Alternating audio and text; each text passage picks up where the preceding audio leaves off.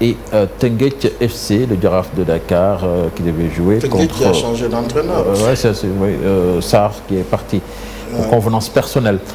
Guédiawaye FC, donc, qui doit recevoir Jaraaf. C'était un match remis. La raison, vous le savez tous, Jaraaf était hier du côté de Alger pour jouer contre l'USMA. Élimination malheureusement du Jaraaf de Dakar face à l'équipe algérienne. Mais les gars, je pense qu'on avait sonné l'alerte avant ñuy dem xamoon nañ ni yëfu saay dina feeñ ci match bi et malheureusement c'est ce qui est arrivé. Là Pierre Da Silva yaa ngi woon but avec la faute de main. Tu parles de la 35e du gardien. La 35e, il y a pénalty. Ouais, mais cette action-là, souvent arbitre aussi day changer cours match. Mais est-ce que est-ce qu'il y avait la VAR? Non, il y en avait pas. D'accord, mais donc l'arbitre il laisse l'avantage. Avantage. À la 35e minute, il y a pénalty pour le Jaraaf. L'arbitre laisse l'avantage. Mais avantage bi. Non, pénalty avantage non, on laisse pas l'avantage. Mais la lay wax c'est-à-dire il laisse l'avantage waa ji dóor. Xam nga dafa lay avantage waa ji dóor. Mais yow bu muy dóor arbitre war na analyser situation bi xam ne dóor bi du abudul si dara, il siffle le penalty. C'est un penalty. En fait, il revient sur la faute. Non, il n'y avait même pas qu'il y a ça. Mais Pierre, est-ce qu'on peut avoir de l'image? Non, mais c'est un penalty. Il y a même pas lieu d'attendre quand même. Il y avait penalty. Ça a changé, mais forcément, la physionomie du match et ça a impacté sur le résultat. Parce qu'à partir du moment où le mec, il fait un coach, il arrive à sortir un bloc bas, bien structuré, gars, il y a entre les lignes. À part quelques rushs match bi, ils ont su vraiment respecter les schémas du coach. Ba am ci penalty soo ko dugalee mais dafay gën a consolider. mais l'autre affaire également, c'est-à-dire il faut également ñu bàyyi xel benn affaire. L'arbitre man le fait que su tiré penalty man ça ne m'a pas surpris. Boo xoolee non ça ne m'a pas surpris. L'arbitre a beaucoup laissé jouer. J'ai pas dit que du penalty. Le fait que tiré ko bettuma. Parce que l'arbitre a beaucoup laissé jouer depuis match bi yëpp. am na faute yu leer xam di ko ciblé que soit ñaari côté yëpp il y a beaucoup de d'arbitrage. C'est à la limite un attentat dans la surface. Bien sûr, il y a beaucoup de mais koo xamante ni match durant match bi yëpp pratiquement lu ko neex la woon ciblé. Il essaie beaucoup jouer. Je suis d'accord avec toi, mais c'est que bii il laisse l'avantage kon am na faute mais avantage yi baaxul. Mais là, tu reviens sur la faute. D'accord, il devait revenir sur la faute. Mais non, mais celui est-ce qu'arbitrage. On revient en arrière. Il a décidé de fermer les yeux. Il a décidé c'était devant nous. Xam nga arbitre mu def avantage soo koy bàyyi lu muy def ñaari loxo yi la wane nañ continuer jouer. Dafa wax nañ continuer jouer. Avantage. Mais avantage bi baaxul, il doit revenir sur la faute parce que après dafay impacter le résultat. Il a décidé de toute façon. C'est une honte, moi je te dis durant tout le match, non, c'est pas normal. C'est pas normal. Loolu day indiwaat le problème encore de l'arbitrage en Afrique. Non, c'est pas possible. C'est-à-dire chaque compétition que ça en CAN, Coupe CAF ou la Ligue des Champions, on revit la même situation. Et puis man qui m'a interpellé mooy la CAF ne prend pas ses responsabilités par rapport à ça. C'est-à-dire sanction en fait pour man du mu di fenn c'est pas trop lourd. C'est-à-dire on prend des arbitres qui n'ont pas le niveau à ce niveau de la compétition. L'arbitre ne devait pas fermer les yeux. C'est-à-dire il fallait prendre des risques, il faut prendre un risque. Pas du risque sax il fallait tirer penalty. Maintenant loolu am na y a am na loo xam ne war nga ko suivre mais il y a également autre chose à tenir en compte mooy la deuxième mi-temps du Jaraaf n'a pas été bonne. Il faut également jox ko Jaraaf a trop reculé en seconde période par rapport à li mu joué première période xam nga yaa ngi soulevé léegi ils ont respecté les consignes. Mais pour man consignes yi fi ñu koy respecté mooy juste en première période. Deuxième période, Jaraaf a beaucoup reculé. L'adversaire aussi en a profité pour quand même. Également, il faut. Mais je te dis une chose. Moi, je te dis. Jaraaf li mu joué première période. Bu ko joué deuxième période, man pour moi match mënoon na demee neneen. Mais moi j'ai pas qui était permanent sur le porteur du ballon en première mi-temps.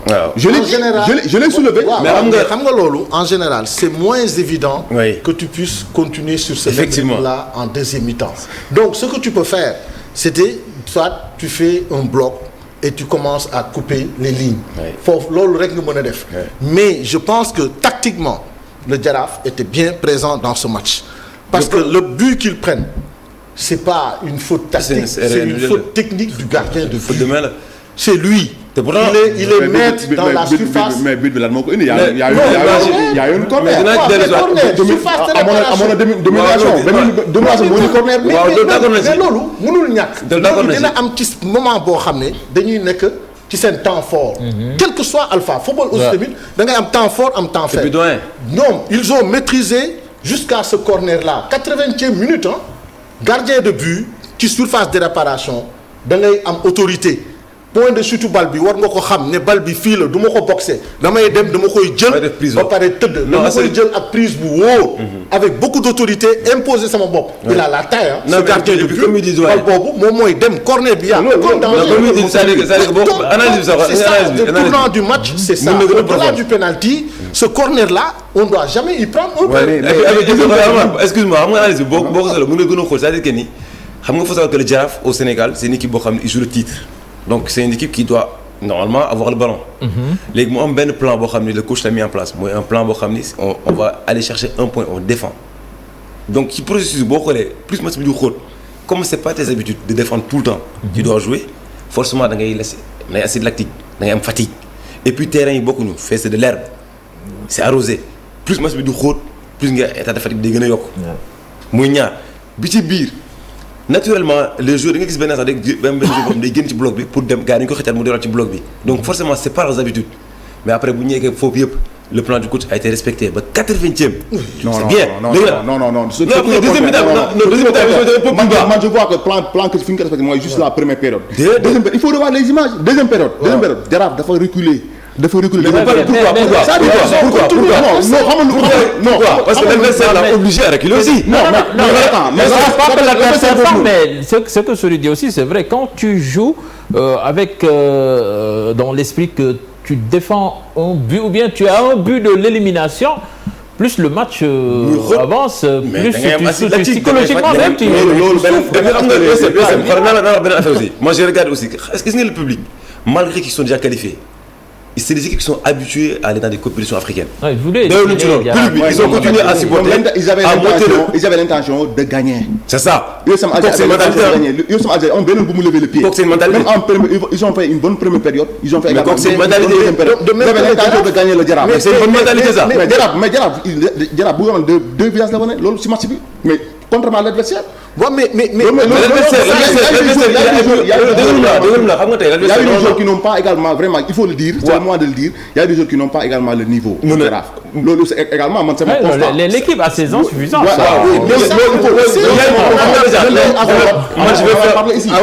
je vais plus analyse collective peut-être que ñaari équipe yi am na différence de niveau ñaari équipe yi mën naa sur le plan talent intrinsèque wala de problème de compétitivité ak tàmm jouer compétition xam nga compétition yooyu boo seetloo bu baax les équipes qui les jouent année bi ci topp souvent dañu am ay jafe-jafe parce que les meilleurs joueurs partent équipe yi ils sont habitués à aller tous les ans ça fait que ñoom ñu mën leen. loolu day ramener li ma fi waxoon keroog y a pas cette garantie là. moom laa lay wax le club sénégalais ils n'ont pas cette garantie là pour aller loin en Afrique. moom laa lay wax la preuve mooy le match qui s'est passé ci match dëmb bi. waaw mais il faut que léegi non seulement ils ont même perdu du temps à Dakar avant de voyager. mais ils ont même perdu du temps à Dakar. Quand on regarde, mais on regarde encore l'action. Vous voyez l'action du péno là. Mais ça tu vois ça. Tu parles de garantie. Oui. Mais sauf que cette action-là, si on le siffle et qu'on le met, c'est un autre match. C'est pas le même match. Action, mais j'ai déploré le fait qu'arbitre siffle. Non. Ça peut changer le cours d'un match sur une action. C'est-à-dire que la sortie du gardien. Dans l'ensemble du match. Munoo jël lii rek nga bëgg. Ça peut changer le cours d'un match. Moi, je peux parler en tant que coach par rapport à ton plan.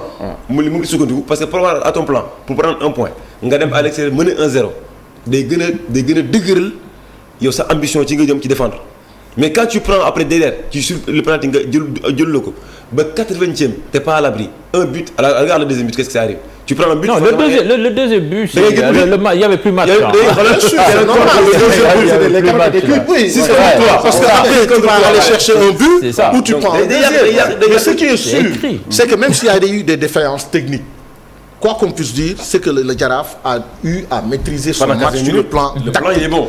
Xam nga góol dafa bokk ci équipe. C'est-à-dire que tu peux avoir des défaillances sur les fondamentaux loolu dafay am ci équipe ñëpp mënuñu tolloo niveau technique am na ay sorties de balle am na ay transmission yoo xam ne ci loolu ci qualité technique du joueur nga koy gis ne bu jàppee bu génnee fii passe bi daf koy assurer parce que balle de contre la mais bu fekkee ne balle boobu contre bi yow mënoo assurer passe pour que sa partenaire jot mais lan ngay def qualité boobu mooy manqué mais mën nga am nag un bon collectif une équipe capable de pouvoir gérer sur le plan tactique mais maintenant quand tu prends des individualités équipe dafay dafay soxla individualité fu muy toll ci match. du rek collectif bi dafa am ñoo xam ne dañuy génn du lot. ils émergent. ñoom ñooy génnee équipe bi ci yenn moment yi seen qualité individuelle moo lay permettre nga def. Par exemple 1-2 sorties boo xam ne dafay gaaw. mais sur le contrat deuxième but sur le contrat. sur le deuxième but là. Il y a le Sénégal sur le deuxième but là. La plupart du temps. Il y a beaucoup de paramètres. non yéen bu leen sukkandiku man il y a eu beaucoup de paramètres. non Salif Jaraaf man lii fi mu yegg si nii. je dis pas que war ci mérité woon yegg si mérité woon na plus mais boo si tu reviens un peu en arrière. Non seulement Jaraaf ne marque pas. Non, il n'y a que des regrets dans cette. Mais ils ont eu des occasions. Ils ont eu des occasions pour le. Jaraaf durant les phases de poule là ñaata but la dugal. Je sais pas. Deux.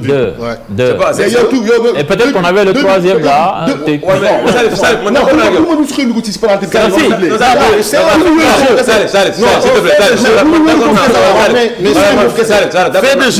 Bien avant lui, tu m'as marqué 2 buts.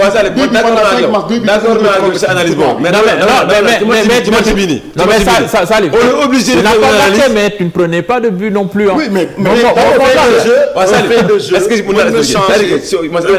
mais ci match bi nii. On est obligé de prendre en compte le fait que penalty bi ñu accordé. Non, j'ai pas dit man dama loolu kese loolu laa wax. D'accord, mais on fait de jeu mais que 2 buts. Il y a un plan du coach qui a été respecté par l'équipe à la 80e. En premier. Non, mais le but de Jaraaf c'est de pas prendre de but. Xam nga loolu.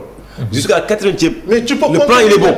Tu changes nga dem dëkk jàmbur nga ne doo fa yóbbu ñi